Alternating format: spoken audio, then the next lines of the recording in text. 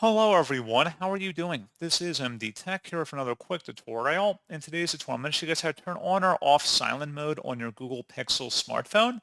So if you want to disable all sounds or maybe you want to re-enable sounds and maybe your notification sounds aren't going off, in today's tutorial, I'm going to show you guys how to hopefully resolve that. And without further ado, let's go ahead and jump right into it.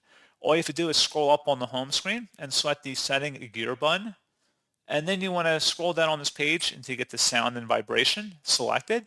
And then up at the top, media volume. This is the master sound control option, basically. So if there's a line going through the musical note, that means it's turned off, sound is disabled. And if you drag it further to the right, it'll turn up the sound. So again, all the way to the left is disabled here. So pretty straightforward process on that, guys. And as always, thank you for watching. I do hope that I was able to help you out, and I do look forward to catching you all in the next tutorial. Goodbye.